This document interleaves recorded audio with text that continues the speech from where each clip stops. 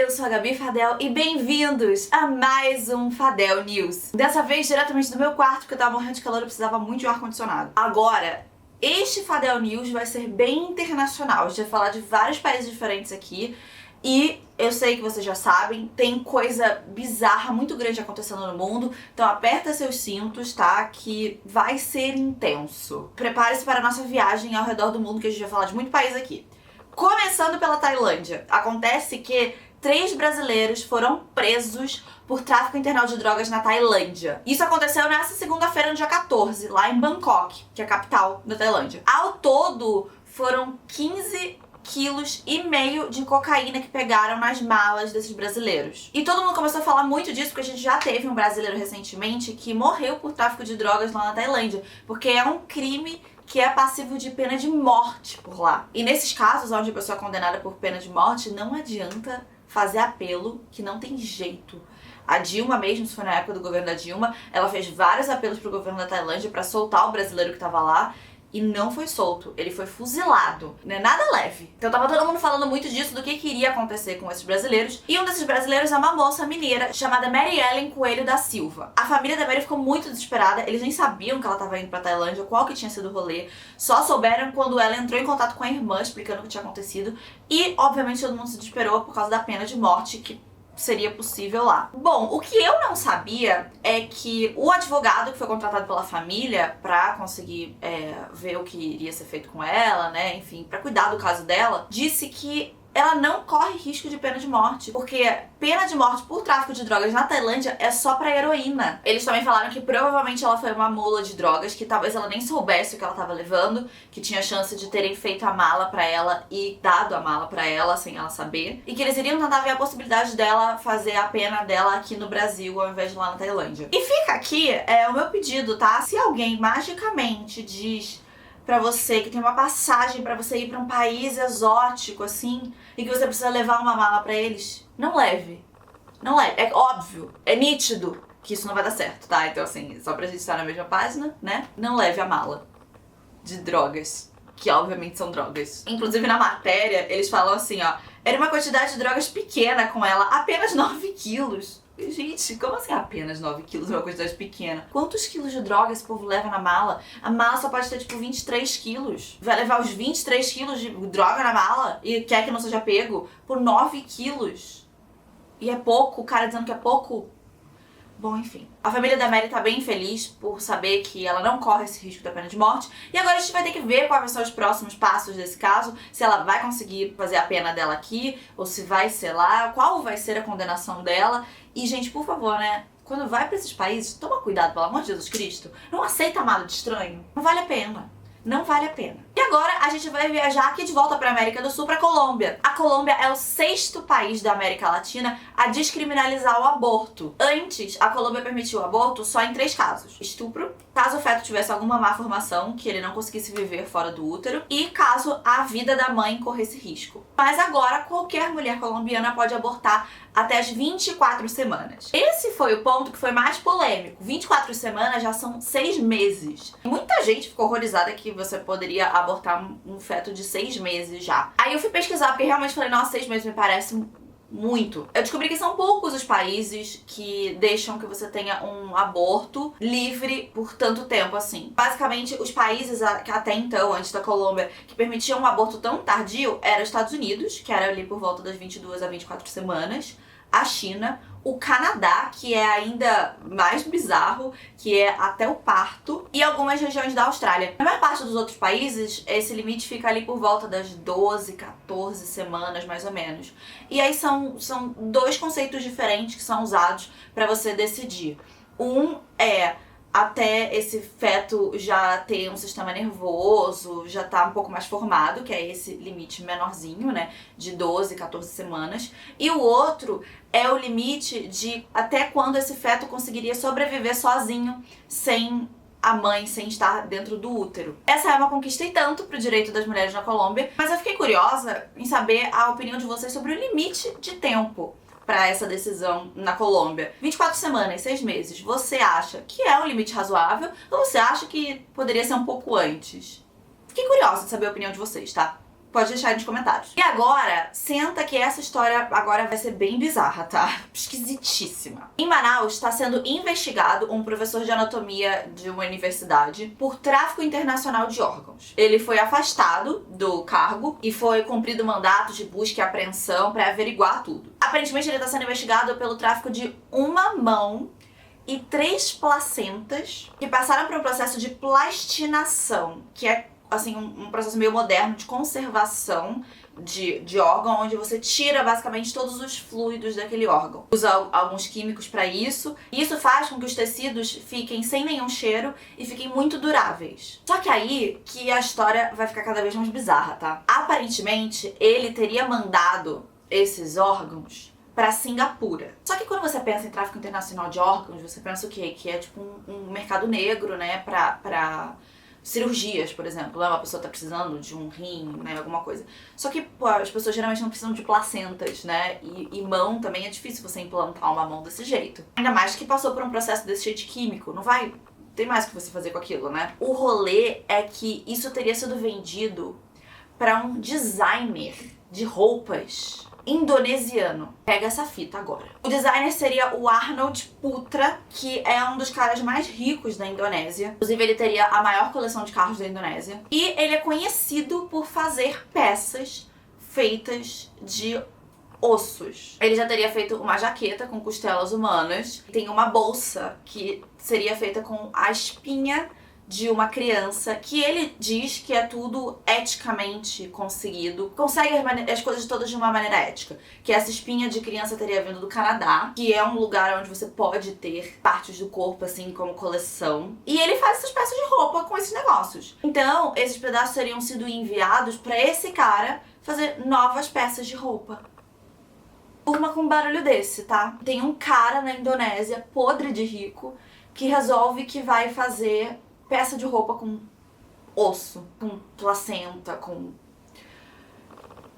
Bom, agora chegou o momento que eu sei que todos vocês esperavam. O momento em que a gente tem que conversar sobre as recentes invasões da Rússia na Ucrânia. Eu gostaria de fazer aqui um disclaimer primeiro, tá? Eu comecei aqui o Fadel News pra gente falar sobre as notícias, comentar as notícias e se informar juntos, de uma maneira mais leve. Mas eu tô muito longe de ser uma especialista em geopolítica, e eu sei as informações que eu me informo pelos meios de notícia. E eu vou apresentar aqui só as informações das quais eu me informei pelos meios oficiais de notícia. Os jornais, tanto nacionais quanto internacionais. Eu vou tentar focar muito mais nas consequências que isso pode trazer do que no conflito em si. Porque eu não sou especialista no assunto. Eu vou dar um resuminho muito rápido, muito raso, só pra gente estar na mesma página, a gente saber que a gente entende mais ou menos aqui a mesma coisa, mas eu não vou ter assim um conhecimento pra te passar um negócio super profundo, tá? Então eu recomendo que você busque especialistas no assunto em geopolítica pra você realmente entender exatamente o que tá acontecendo de todos os lados. A gente já conversou um pouco sobre essa tensão que tava acontecendo entre Ucrânia e Rússia algumas semanas atrás, eu acho que 2 semanas atrás. Se você voltar 2 ou 3 Fadéis Nis pra trás, Fadéis Nis pra trás, você vai encontrar esse vídeo. Onde a gente falava ali sobre o início desse conflito agora. Mas a real é que o início do conflito entre Ucrânia e Rússia já vem de alguns anos, não é exatamente agora, né? O que eu vou explicar agora é só realmente pra gente entender a invasão, tá? Em 2014, a Rússia e a Ucrânia já tiveram um outro conflito ali que terminou na Rússia pegando uma partezinha da Ucrânia, agregou ao seu território. E nessa, outros 2 territórios da Ucrânia se autodeclararam independentes. Só que ninguém reconhece esses 2 territórios como de fato repúblicas independentes. Nem a Ucrânia, nem nenhum outro país nunca reconheceu. Essa semana, o Putin, que eu vou chamar aqui nesse canal de Poutine, porque sempre me lembra, o nome dele sempre me lembra Poutine, que é um prato canadense muito gostoso de batata frita, queijo e molho. E sinceramente é o único jeito que eu consigo pensar em deixar esse assunto um pouco mais leve.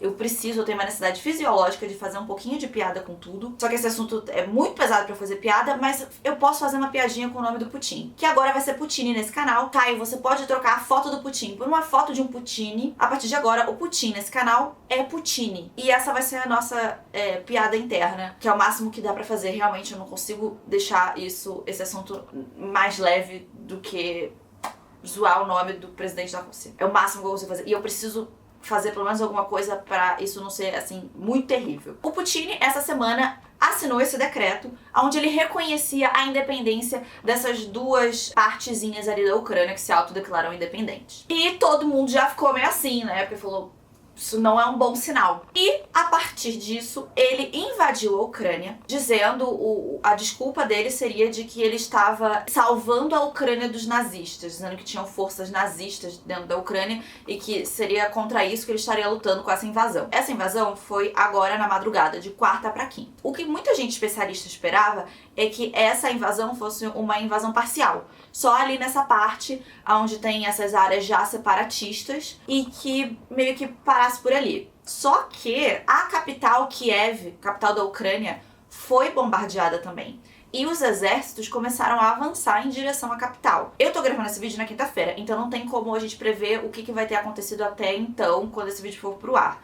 Mas já tem algumas pessoas especialistas falando que seria uma invasão total da Ucrânia, não uma invasão parcial como se imaginaria no início. Então, tem grandes chances de que no final dessa invasão, a Ucrânia vire uma parte da Rússia. Mas antes que a gente comece a surtar muito sobre a Terceira Guerra Mundial, vamos deixar claro uma coisa. Os países da OTAN, os Estados Unidos, a maior parte da Europa ocidental, né, que é a França, Inglaterra, etc e tal, já declararam que eles não vão enviar tropas pra Ucrânia. Eles vão ajudar com armamento, com várias outras coisas, mas eles não vão enviar tropa. Porque ninguém quer uma guerra realmente nuclear. O próprio Putin já falou que caso algum país se meta, que vai sofrer consequências nunca antes vistas. E assim, a minha cabeça, quando eu ouço isso, minha cabeça, da Gabriela, tá? Só consigo pensar em bomba atômica. Que se já foi ruim na época da Segunda Guerra Mundial, imagina agora que já se passaram muitos anos, já tem muito mais tecnologia. E um outro PS que eu gostaria de fazer aqui, tá? Que a Rússia é o país que mais tem bomba atômica do mundo. São mais de 6.000 bombas atômicas. Os Estados Unidos ficam em segundo lugar com 5.000. Ninguém quer um conflito com a Rússia que pode terminar em um conflito atômico. Ninguém quer fazer isso. Porque sabe também que se você joga uma, você toma uma daqui também. Então tá todo mundo tentando conter um pouco os conflitos. O que é que o pessoal da Europa tá com medo? Uma vez que ele consiga tomar a Ucrânia toda, essa também é a minha opinião pessoal, tá? Mas assim, eu acho que essa já é quase que uma batalha perdida, porque a Ucrânia é um país bem pobre da Europa. O PIB da Ucrânia, inclusive, é menor do que o PIB aqui do Brasil. Eles não são um país, assim, super desenvolvidos. De todos os países, inclusive, que se dividiram da União Soviética, né? Depois que acabou, que viraram países, a Ucrânia foi um dos que teve, assim, a pior recuperação financeira. Então, assim, não é um país que tem um super poder de combater um exército gigantesco da Rússia. Então, uma vez que a Rússia tome a Ucrânia, o maior medo seria a Rússia continuar expandindo. Já tem gente na Polônia que tá ficando com um pouco de medo já de chegar até eles. Não tem como a gente prever isso. Mas a real é que até isso, de fato, escalar para uma terceira guerra mundial, demora. A gente não sabe nem se vai chegar em tal ponto, tá? Assim, realmente o que tá acontecendo é muito ruim. Muito provavelmente a gente já vai ver algumas coisas econômicas se abalando com isso. Várias criptomoedas caíram pra caramba, o dólar já começou a aumentar, que só tava diminuindo, agora já começou a aumentar de novo.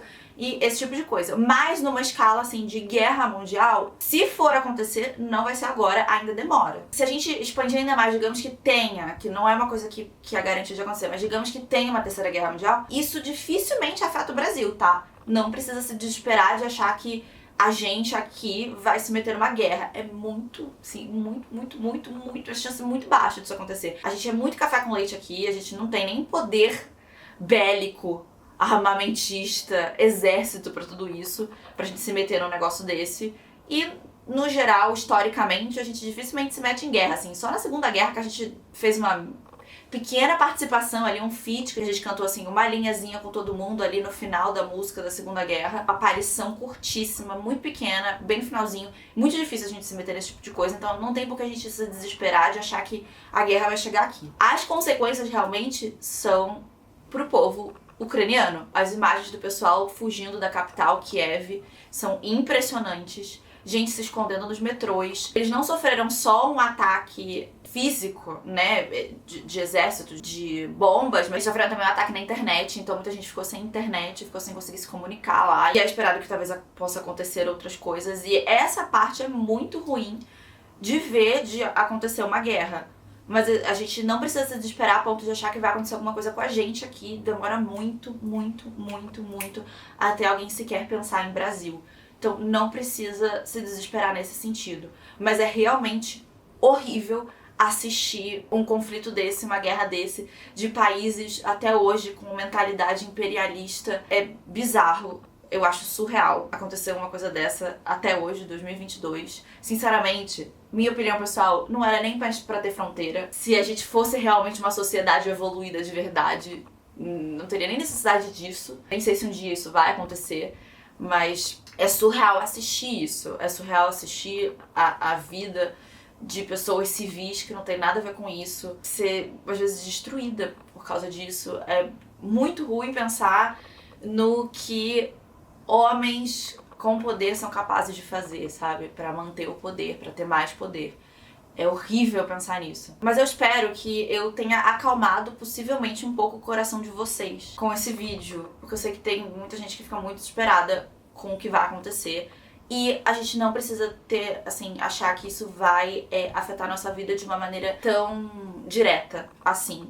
A gente aqui no Brasil. Fiquem bem, se informem, procurem e-mails oficiais de pessoas especialistas pra se informar, tá? Isso aqui foi só um resumo do resumo. Não esquece de curtir o vídeo se você gostou, se inscreve no canal caso você não seja inscrito ainda e vire um lindo e mágico unicórnio bem informado. E eu vejo vocês no próximo vídeo. Tchau!